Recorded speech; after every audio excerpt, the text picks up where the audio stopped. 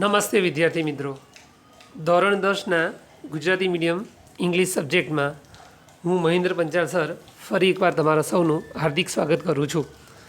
આપણા next video લેક્ચરમાં આપણે લેસન 3નો પાર્ટ 1 એનો અભ્યાસ કર્યો હતો.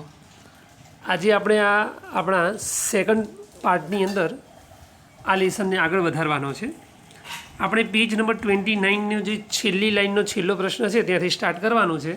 તો તમે સૌ સ્ક્રીન પર ધ્યાન રાખો. અરુણ કૃષ્ણમૂર્તિને આગળ પ્રશ્ન પૂછવામાં આવ્યો, did you feel any hesitation in ક્વિટિંગ? હવે આટલામાં પહેલાં સમજી લઈએ આપણે, પછી નેક્સ્ટ પેજ પર જઈએ.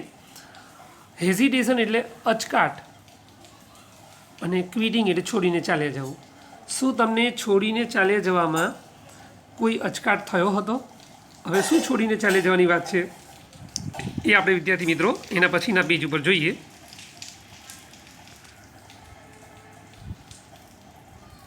વેલ પેઇંગ જોબ, સારા પગારવાળી નોકરી. And venturing into this full time, અને તમે આ ફૂલ ટાઈમ એટલે કે સંપૂર્ણ કામવાળું જે સાહસપૂર્ણ નોકરી શોધી, સાહસપૂર્ણ કાર્યમાં જે ઝંપલાવ્યું, વેન્ચર એટલે ઝંપલાવવું, સાહસ ખેડવું, એ વખતે તમને શું કોઈ અચકાટ કે એવી કોઈ લાગણી થઈ હતી?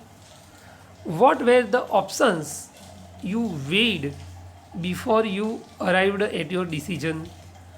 તમે તમારા આ નિર્ણય સુધી પહોંચ્યા એ અગાઉ શું તમે અન્ય કોઈ વિકલ્પો ઉપર ઊંડાણપૂર્વક વિચાર કર્યો હતો ખરો?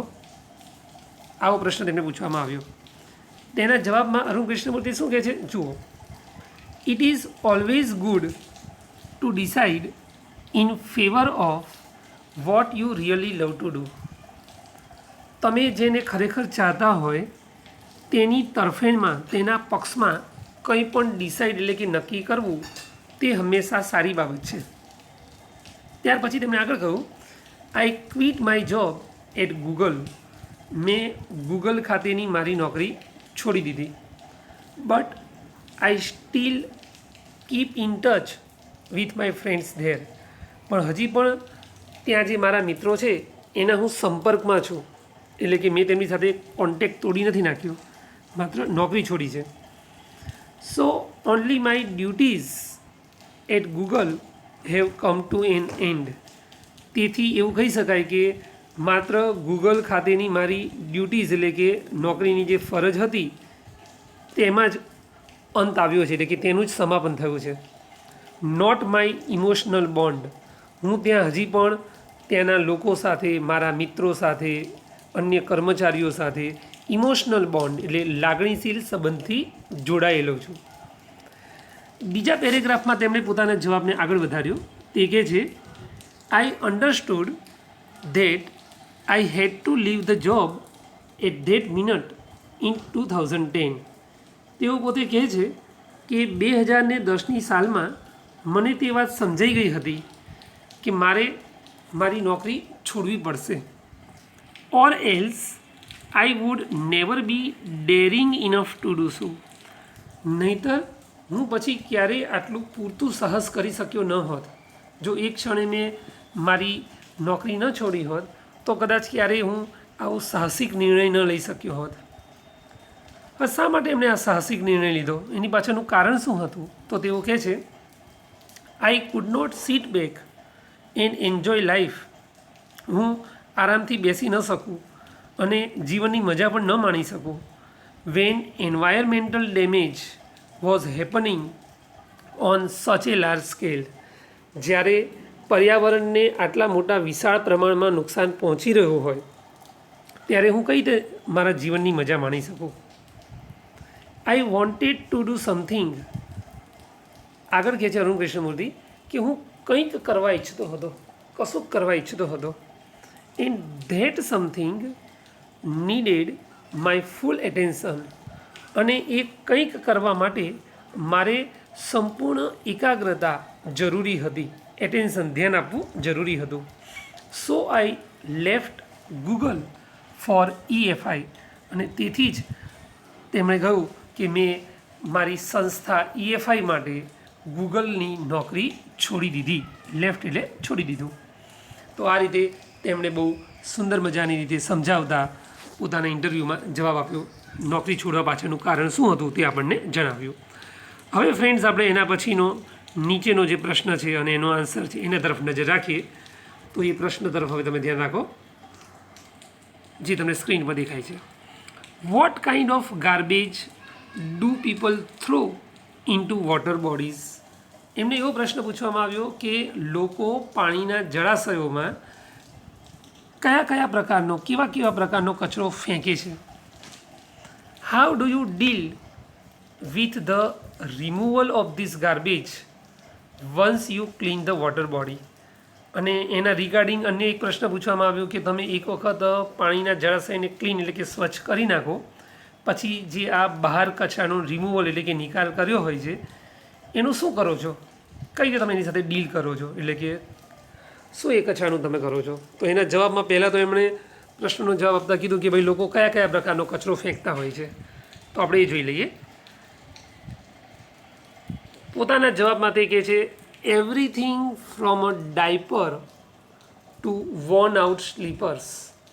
લોકો સાફ સફાઈ માટે યુઝમાં આવતા નેપકિનથી શરૂઆત કરીને વોર્ન આઉટ એટલે ઘસાઈ ગયેલા પગના સ્લીપર્સ પહેરવાના, આ બધી જ વસ્તુઓ કે કચરામાં ફેંકતા હોય છે. અને અમને we find everything in our lakes, અને અમને જળાશયોમાં પણ આ બધી વસ્તુઓ જોવા મળે છે કચરા તરીકે.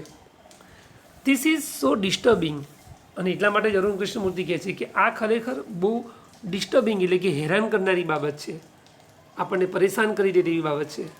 બિકોઝ ઇટ ઇઝ વોટર, કારણ કે આ પાણી છે કે and water is the basis of life. અને પાણી એ તો જીવન જીવવાનો મુખ્ય આધાર છે, પાયો છે કે, અને છતાંય લોકો સમજતા નથી અને કે આવો બધો કચરો નાખે છે. How can we not care for these water bodies? આપણે આ પાણીના જળાશયોની કાળજી શા માટે ન રાખી શકીએ?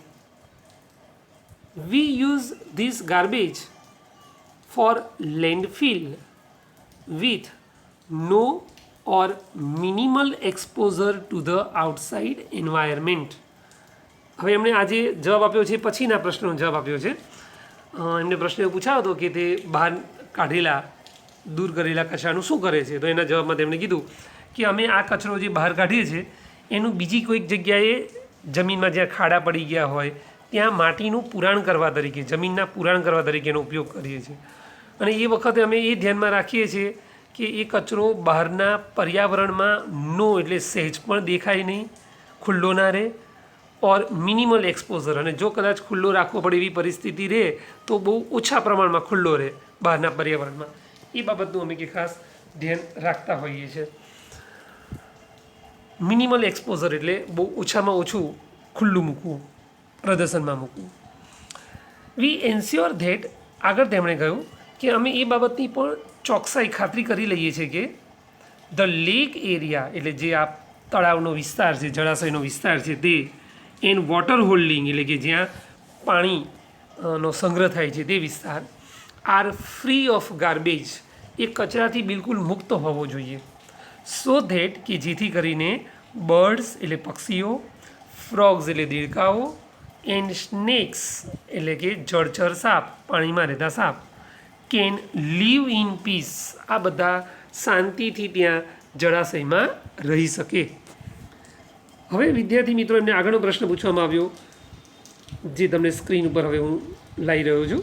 ઓકે, તો એ પ્રશ્ન હતો how many days does it take to clear a large lake? તેમણે એવો પ્રશ્ન પૂછ્યો કે કોઈ પણ વિશાળ તળાવ કે સરોવર છે એને સાફ કરતાં તમને કેટલા દિવસોનો સમય લાગે છે? અન્ય એક સાથે પ્રશ્ન પૂછવામાં આવ્યો do you use any special equipment for cleaning and safety? શું તમે જ્યારે પણ સ્વચ્છતા એટલે કે સાફ સફાઈ કરવા માટે જાઓ છો ત્યારે અને સુરક્ષા માટે તમારી સાથે કોઈ વિશિષ્ટ પ્રકારના ઇક્વિપમેન્ટ એટલે કે શસ્ત્ર સરંજામ સાધનો લઈને જાઓ છો? તો એના જવાબમાં અરુણ કૃષ્ણમૂર્તિ શું કહે છે જુઓ. Depending on the size of the lake, એમણે કહ્યું કે કેટલો સમય લાગે તેનો આધાર એ જળાશયની સાઇઝ એટલે કે કદ ઉપર રહેલું છે. And the amount of garbage, અને બીજો આધાર રહ્યો છે કચરા કે એંઠવાડના જથ્થા ઉપર, પ્રમાણ ઉપર. ઇટ કેન ટેક એનીવેર, પછી તે કહે છે કે ગમે તે સમય લાગી શકે, બિટવીન 5 days એન્ડ 3 months, 5 દિવસથી શરૂઆત કરીને 3 મહિના સુધીનો સમયગાળો લાગી શકે two completely clean a lake, કોઈ પણ જળાશયને સંપૂર્ણપણે સાફ કરવા માટે. બીજો જે પ્રશ્ન પૂછાયો હતો પેલા સાધનવાળો સાફ સફાઈના, એના જવાબમાં તે કહે છે વી હેવ અવર ટૂલ્સ, અમારી પાસે સાધનો ઓજારો હોય છે, જેવા કે હવે કયા કયા સાધન ઓજાર તે સાથે રાખે છે, તો લાઈક રેક્સ એન્ડ સ્પેડ્સ. રેક એટલે દંતાળી જેવું એક સાધન જે ચીકણી માટીને બહાર ખેંચી કાઢવા માટે ઉપયોગમાં લેવામાં આવે છે, અને સ્પેડ એટલે કોદાળી, જે ત્રિકમ કે પાવડા જેવું સાધન આવે છે.